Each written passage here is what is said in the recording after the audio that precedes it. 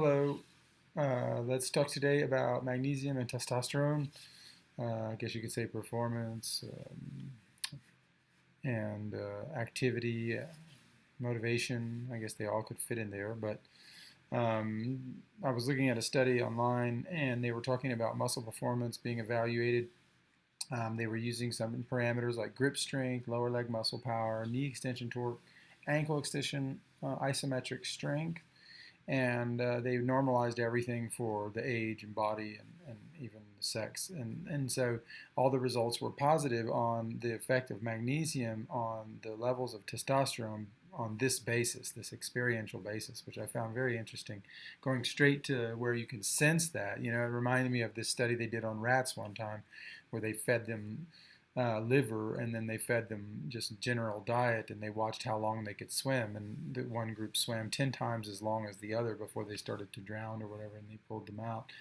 So these type of studies are very basic, but these are the type you want. You don't want all these bazillion of parameter studies, because we're starting to learn that most of the studies, this is the editor of the Lancet himself saying that half of the studies are conflicted and fake. So conflict of interest. So we want to get away from that and find stuff that appeals right away to our sense of observation, and not try to over-heady everything and academify everything and try to make it into some sort of unbelievably smart this, that, or the other, when we're missing the key piece of it, which is how we can understand things in a simple way sometimes. Now, it can be complex, but simplicity has a beauty to it as well. So yeah, that was interesting, and some of the stuff that's taken away from the article that we wrote, that I wrote on the site, theheartoftradition.com. These are some studies that were done, and there's about 5 different conclusions here. Magnesium releases bound testosterone and makes it more bioactive. This happens because the mineral inhibits SHBG, sex hormone binding globulin, the molecule that binds to free testosterone, making it unavailable for receptors. So therefore, it's not available to be used as testosterone.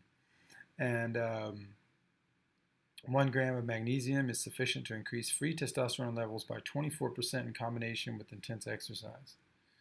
In a study of 400 participants, researchers found that in older men, elevated levels of serum magnesium via blood analysis correlate with higher levels of testosterone.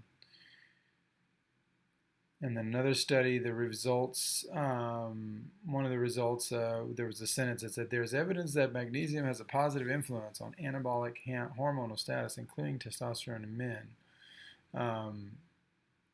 And then another study, in this study, the researchers found that Gittleman syndrome, which causes imbalance in magnesium and calcium levels, often results in delayed puberty in young boys. This delay in puberty would probably be caused by low levels of testosterone, caused themselves by low levels of magnesium and calcium. So we have this hypogonadism, we have this kind of connection there to testosterone, magnesium, and strength, and of course libido, performance, but also training and building of muscle and everything else. We know well that testosterone converts muscle and strengthens it and tightens it, and even converts fat into muscle. And so this hormone is a missing feature in today's society, because a lot of the food has been contaminated, and so it's hard to get like that bright red steak from like a non-soy fed animal. These days, it's just so hard. Even grass-fed is like kind of, sometimes you don't know how they've used some sort of supplements, canola powder, canola oil, soy oil, certain things which go around the legislation, but still affect the endocrine disruption and get the cows big. So because we don't want to come down to these smaller animals like they have in Europe, we're kind of trapped into this kind of, how do we sell more? How can we go from having a certain amount of money per cow to like cutting that in half and survive? So it takes a big risk and kind of a precipice to come down off of. But anyway, so that was what came up with the testosterone. And I also know that walking helps testosterone production, like long walks, and then the food, like I said, if you can find amazing red meat, if you can find The problem with most red meat is it's not any good. So if you can get soy-free, order from farms. If you have to, Philadelphia, or Pennsylvania, Mennonite, whatever Amish you have to do to try to find something which is soy-free and done right. The fresher it is, the better. The higher quality it is, the more it can handle a little bit of probably freezing. But freezing something that's at a bad quality, you're not getting the vitamin out of it anymore. You'll get the proteins, but you won't get the vitamin. It'll just be kind of. So anyway, there you go. That's it.